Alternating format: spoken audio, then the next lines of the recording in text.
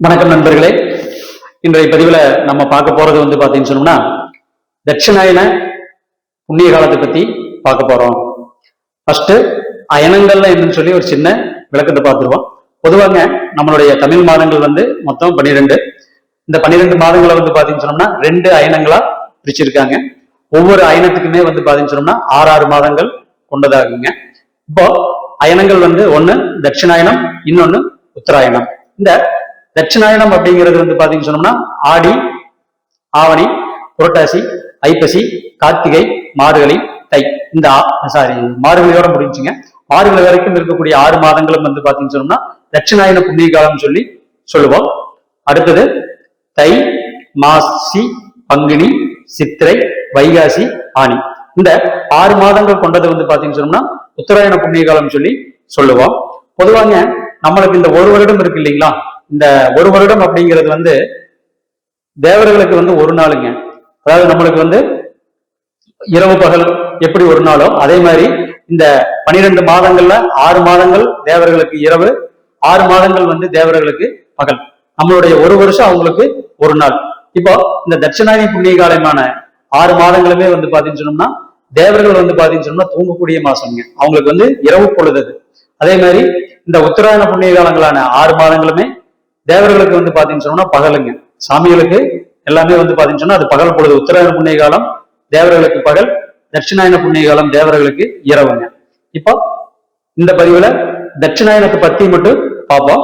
பொதுவாங்க இந்த தட்சிணாயனம் அப்படிங்கிறது தேவர்களுக்கு இரவு பொழுதா இருக்கிறதுனால என்ன சாஸ்திரத்துல என்ன சொல்லியிருக்காங்க கேட்டீங்கன்னா, எந்த விதமான சுபகாரியங்களும் இதுல பண்ணக்கூடாதுன்னு சொல்லியிருக்காங்க. அதே மாதிரி இந்த தட்சிணாயன புண்ணிய காலத்துல பாத்தீங்கன்னாங்க எல்லா வதங்களும், பெரிய வதங்கள் எல்லாமே பாத்தீங்கன்னு சொன்னோம்னா இந்த தட்சிணாயன புண்ணிய காலத்துலதான் நடந்ததுங்க. இப்போ ஆடி மாசம் ராவணனுடைய வதம் நடந்துச்சு.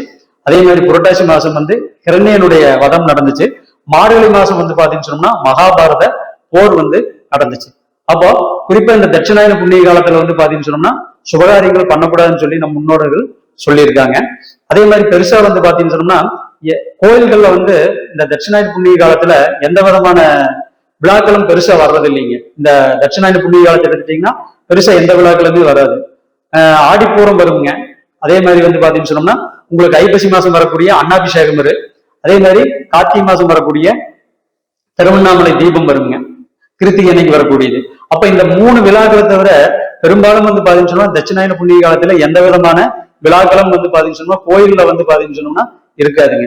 இது என்ன காரணம்னு கேட்டீங்கன்னா, இது தேவர்களுக்கு இரவு பொழுத சாமி தூங்குற மாசம்ன்றதுனால பெரிய விழாக்களை பாத்தீங்கன்னு சொன்னா இதுல பண்றது இல்ல. அதே மாதிரி பாத்தீங்கன்னு சொன்னோம்னா இந்த தட்சிணாயன புண்ணிய காலத்துல கும்பாபிஷேகம் பண்ணக்கூடாதுங்க. ஏன்னா கடவுளுக்கு இது இரவு பொழுதா இருக்கிறதுனால கும்பாபிஷேகம் பண்ணக்கூடாதுன்னு சொல்லி சாஸ்திரத்துல சொல்லியிருக்காங்க. எல்லா விதமான சுபகாரியங்களும் உத்தராயண புண்ணிய காலத்துல தான் பண்ணணும்னு சொல்லியிருக்காங்க. இப்போ இந்த தேவர்களுக்கு உண்டான இரவு பொழுது பார்த்தோம் இல்லைங்களா, இந்த தேவர்களுக்கு உண்டான இரவு பொழுதுல கடைசி மாசம் எதுன்னு கேட்டீங்கன்னா மார்கழி மாசம்ங்க.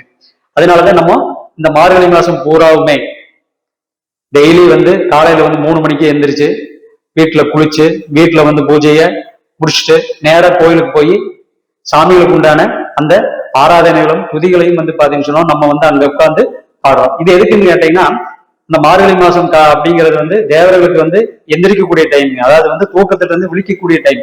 அப்போ நம்ம என்ன பண்றோம்னு கேட்டீங்கன்னா, தேவர்களுக்கு பாத்தீங்கன்னு சொன்னோம்னா அவங்க தூக்கத்துல இருந்து எந்திரிக்கிறதுக்கு வேண்டி நம்ம அவங்களுடைய துதிகளையும் அவங்களுடைய நாமங்களையும் நம்ம உச்சரிக்கிறோம். அந்த கோயில போய் 30 நாளுமே நம்ம உச்சரிக்கிறோம். இதுக்குதான் பாத்தீங்கன்னு சொன்னோம்னா மார்கழி மாசம் நம்ம கோயிலுக்கு போறோம். விநாயகருக்கு தண்ணி ஊத்துறது, கோயில்ல போய் பாத்தீங்கன்னா பஜனைகள்ல பாடுறது. மார்கழி மாசம் பொதுவாகவே பாத்தீங்கன்னா பஜனை மாசம் தான் சொல்லியிருக்காங்க. அது தேவர்கள் தூக்கத்துல இருந்து எந்திரிக்கக்கூடிய டைம்ங்கிறதுனால அந்த பஜனைகள் எல்லாமே மார்கழி மாசம் தான் நடக்குங்க. அதே மாதிரிங்க இந்த மார்கழி மாசத்துக்கு இன்னொரு சிறப்பு என்னன்னு கேட்டீங்கன்னா, பொதுவா மகாபாரத போர் பாத்தீங்கன்னு சொன்னா அந்த மாசம் தான் நடந்ததுங்க. இதுக்கு ஒரு கதையும் இருக்கு. என்னன்னு கேட்டீங்கன்னா, நம்மளுடைய மகாபாரத போர்ல அர்ஜுனர் பாத்தீங்கன்னு சொன்னா தன்னுடைய வில்லால பீஷ்மரை பாத்தீங்கன்னு சொன்னோம்னா அம்பு படுக்கையில படுக்க வச்சிருப்பாரு. பொதுவா மகாபாரத போர் நடந்தது மார்கழி மாசம். அந்த மார்கழி மாசம் கடைசியில பாத்தீங்கன்னு சொன்னோம்னா பீஷ்மரை பாத்தீங்கன்னு சொன்னோம்னா அம்புல தொலைச்சு படுக்க வச்சிருப்பாரு. அப்ப அந்த டைம்ல பாத்தீங்கன்னு சொன்னோம்னா பீஷ்மர் பாத்தீங்கன்னு சொன்னா தன்னுடைய உயிரை பாத்தீங்கன்னு சொன்னோம்னா போருக்கு விட மாட்டாருங்க. இதுக்கு என்ன காரணம்னு கேட்டீங்கன்னா, பீஷ்மர் வந்து கடவுள்கிட்ட இருந்து ஒரு வரம் வாங்கியிருப்பாருங்க. என்ன வரம்னு கேட்டீங்கன்னா, இச்சா மிருத்யு அப்படின்னு சொல்லி வரத்தை வாங்கியிருப்பாரு. அப்படின்னு கேட்டீங்கன்னா, எப்போ தான் நினைக்கிறோமோ அந்த நேரத்துல தன்னுடைய உயிரானது தன்னுடைய உடல்ல இருந்து போகணும் அப்படின்னு சொல்லி ஒரு வரம் ஒண்ணு வாங்கியிருப்பாரு. இப்போ அர்ஜுனர் வந்து பாத்தீங்கன்னு சொன்னோம்னா, அவர் அம்பு படிக்க வச்சது வந்து மார்கழி மாசம்ங்க. இந்த மார்கழி மாசத்துல தன்னுடைய உயிரானது இந்த உடம்பு விட்டு போயிடுச்சுன்னு சொன்னா அது வந்து மறுபிறப்பு நம்மளுக்கு கிடைக்காது அப்படின்னு சொல்லி அவரு நினைச்சிட்டு அடுத்து வரக்கூடிய உத்தராயண புண்ணிய காலமான தை 1ஆம் தேதி ஆரம்பிச்சதையுமே தன்னுடைய உயிரை வந்து பாத்தீங்கன்னு சொன்னோம்னா விட்டுருவாருங்க. அப்போ இதுல இருந்து நமக்கு என்ன தெரியுதுன்னு கேட்டீங்கன்னா, நம்ம தட்சிணாயன புண்ணிய காலத்துல இறக்கக்கூடிய ஆத்மாக்களுக்கு எல்லாத்துக்குமே மறுபிறவி உண்டுன்னு சொல்லி நம்ம எடுத்துக்கலாம். ஏன்னா இது வந்து பாத்தீங்கன்னு சொன்னா பீஷ்மர் அவரே சொன்னதுனால இதை நம்ம அந்த விளக்கத்தை நம்ம எடுத்துக்கிறோம். இன்னொன்னு வந்து பாத்தீங்கன்னாங்க, இந்த தட்சிணாயன புண்ணிய காலத்துல வந்து அமாவாசை வந்து மிகவும் சிறப்பானதுங்க. அதாவது வந்து ஆடி மாசம் அப்படிங்கிறதே வந்து பாத்தீங்கன்னு சொன்னா நம்மளுடைய பித்திருக்களுக்கு உண்டானதுங்க. ஆடி 1ஆம் தேதி வந்து எல்லா பித்திருக்களுமே வந்து பாத்தீங்கன்னு சொன்னா தன்னுடைய சந்ததிகளை பாக்குறதுக்கு இந்த பூமிக்கு வர்றதா ஒரு ஐதீகம் உண்டு. அதே மாதிரி வந்து ஆடி 1ஆம் தேதி அன்னைக்கு வந்து பாத்தீங்கன்னு சொன்னா உங்களுடைய பித்திருக்களுக்கு நீங்க வந்து தர்ப்பணம் கொடுக்கும்போது அந்த பித்திருக்களானது ரொம்பவே சந்தோஷப்பட்டு குடும்பத்துக்கு ஆசி கொடுப்பாங்க அப்படின்னு சொல்லி ஒரு கதையும் இருக்குங்க. அதே மாதிரி வந்து பாத்தீங்கன்னு சொன்னோம்னா இந்த ஆடி அமாவாசையானது வந்து பாத்தீங்கன்னு சொன்னா பித்திருக்களுக்கு உண்டான அமாவாசை. ஏன்னா பொதுவா ஆடி அமாவாசை அன்னைக்கு மிகப்பெரிய வழிபாடுகள்லாம் வந்து பாத்தீங்கன்னு சொன்னோம்னா எல்லா பித்திருக்களுக்குமே எல்லா கோயில்களிலுமே எல்லா நீர்நிலை உள்ள கோயில்களில பித்திருக்களுக்கு வந்து பாத்தீங்கன்னா தர்ப்பணம் கொடுக்கக்கூடிய நிகழ்ச்சி நடந்துட்டே இருக்குங்க. அதே மாதிரி வந்து இந்த புரட்டாசி மாசம்ங்க, இந்த புரட்டாசி மாசம் வரக்கூடிய அமாவாசையை நம்ம மகாலய அமாவாசைன்னு சொல்லி சொல்லுவோம். அப்ப அந்த புரட்டாசி மாசம் வரக்கூடிய அமாவாசையும் வந்து பாத்தீங்கன்னு சொன்னா பித்திருக்களுக்கே உண்டான அமாவாசைங்க. அப்ப அந்த புரட்டாசி மாசம் வரக்கூடிய அந்த மகாலய அமாவாசை அன்னைக்கு நம்ம பித்திருக்களுக்கு வந்து பாத்தீங்கன்னு சொன்னா தர்ப்பணம் கொடுக்கறது ரொம்பவே விசேஷமாக இருக்குங்க. இப்ப எல்லா இடத்துலயுமே அது வந்து நடந்துட்டு இருக்கு. அப்ப இதுல இருந்து என்ன தெரியுதுன்னு கேட்டீங்கன்னா, இந்த தட்சிணாயன புண்ணிய காலம் அப்படிங்கிறது வந்து பித்திருக்களுக்கு உண்டானது அப்படின்னு சொல்லி நம்ம தெரிஞ்சுக்கலாம். அதே மாதிரி வந்து இந்த தட்சிணாயன புண்ணிய காலம் அப்படிங்கிறது வந்து பாத்தீங்கன்னா மழை மாசம்ங்க. பொதுவா ஆடி மாச அடமழை பெய்யும்னு சொல்லி சொல்லியிருக்காங்க. அதே மாதிரி வந்து ஆடிப்பட்டம் தேடி விதை அப்படின்னு சொல்லி பழமொழியுமே சொல்லியிருக்காங்க. பொதுவா வந்து ஆடி ஆவணி புரட்டாசி ஐப்பசி கார்த்திகை இந்த 5 மாதங்களுமே வந்து பாத்தீங்கன்னு சொன்னா மழை மாசங்க. அப்போ ஒவ்வொரு விவசாயியும் தன்னுடைய நிலத்தை வந்து பாத்தீங்கன்னு சொன்னா உழுது பெய்யக்கூடிய மழையை வச்சு அவங்களுடைய வந்து பாத்தீங்கன்னு சொன்னா பயிர் தொழிலை வந்து அதாவது வந்து விதையை போட்டு பயிரை வந்து பாத்தீங்கன்னு சொன்னோம்னா வளர வைப்பாங்க. அப்போ இது விவசாயத்துக்கு உண்டான மாசமாகவும் இந்த தட்சிணாயன புண்ணிய காலம் வந்து பார்க்கப்படுதுங்க. ஏன்னு கேட்டீங்கன்னா இந்த 5 மாசத்துல பெய்யக்கூடிய ஒரு மழைதான் வந்து பாத்தீங்கன்னு சொன்னா ஒரு விவசாயத்துக்கே ஆதாரம்.